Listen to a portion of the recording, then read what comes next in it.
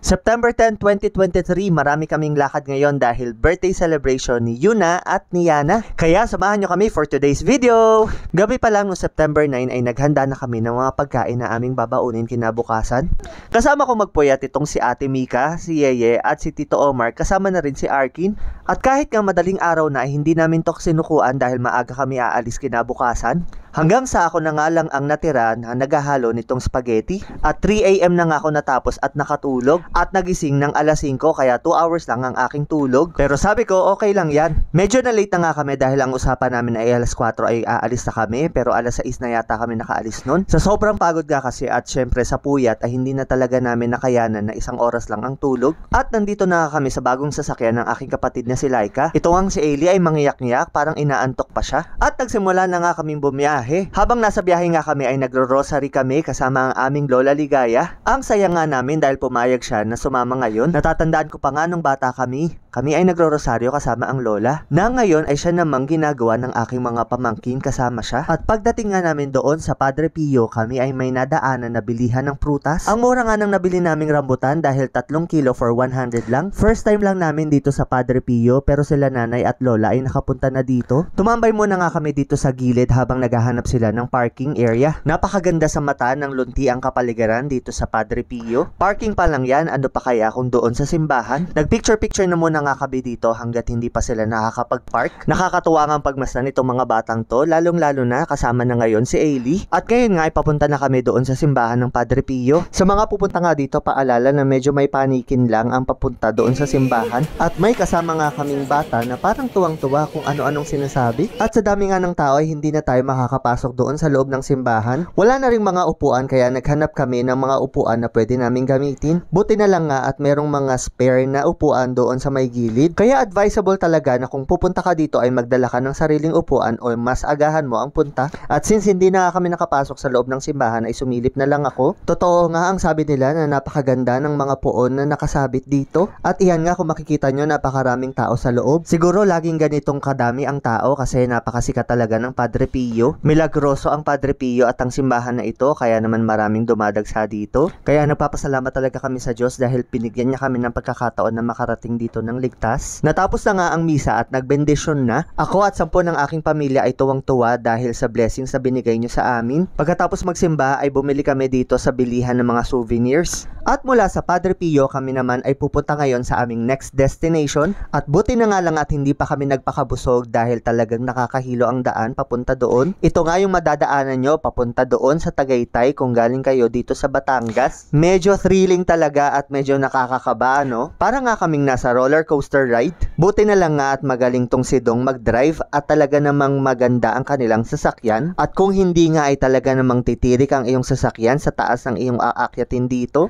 Nakahinga na nga kami ng maluwag dahil kami nakaakyat na at kami nakarating na dito sa Picnic Grove. Ang lahat nga ay excited na at gutom na rin kaya naman kami ay pumunta na dito sa loob ng Picnic Grove. Pagbungad pa nga lang ay ito na ang makikita nyo, talagang mabubusog ang inyong mga mata. Tanaw na tanaw nga mula dito ang Taal Volcano. Hay, nakaka-amaze talaga ang gawa ng ating Diyos. Bukod nga sa nakakamanghang mga tanawin ay meron din ditong mga activities like ziplining. Hindi ko nga na-try yan kasi medyo natatakot din ako. Pero mukha namang nag-e-enjoy yung mga nakasakay dito. At pumunta na nga kami doon sa nakita naming table. Na-late na nga kami at medyo puno na yung mga table sa unahan kaya naman sa may dulo pa kami nakakuha. Kaya pala kako yung iba ay pinili na lang nilang mag-picnic doon sa may sasakyan nila sa parking area. Pero mas pinili pa rin namin dito kasi may table at talagang makakakain ka ng maayos.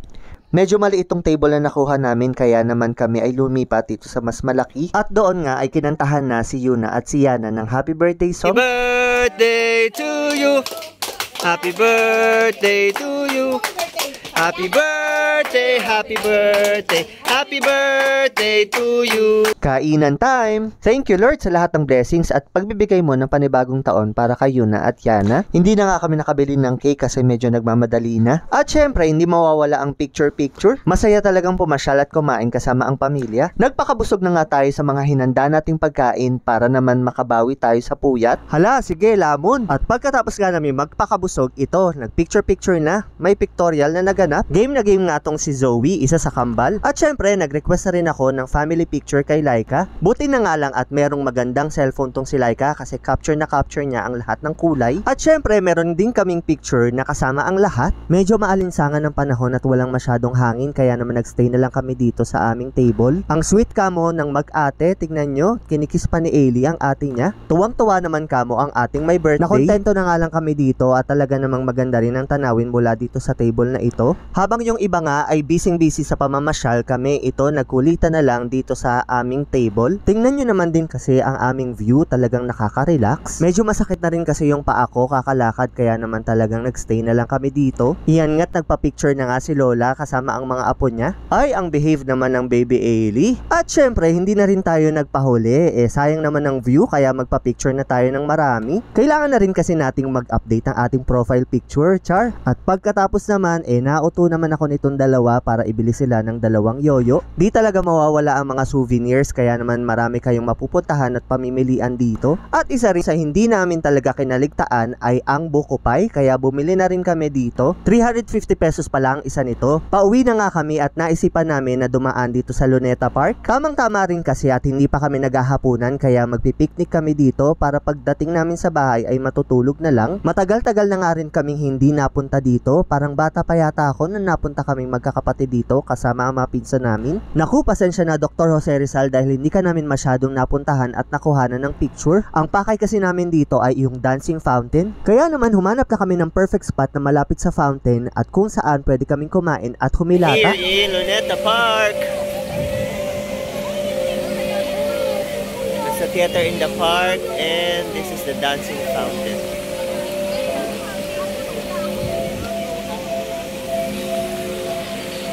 Tuwang-tuwa nga ang mga bata lalo na nung nagsimula na ang dancing fountain.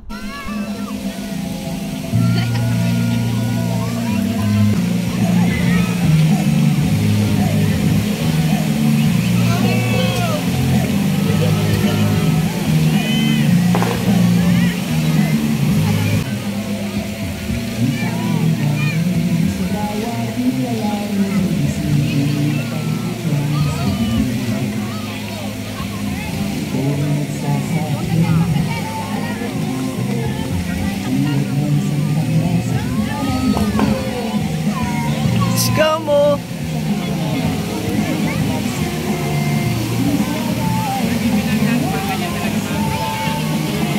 Sobrang nag-enjoy kami dito sa Luneta Park at sa buong araw na aming pinagsamahan para i-celebrate ang birthday ni Yuna at ni Yana. Sobrang worth it ng puyat at pagod. Alright, hanggang dito na lang muna. Till our next gala. Ciao!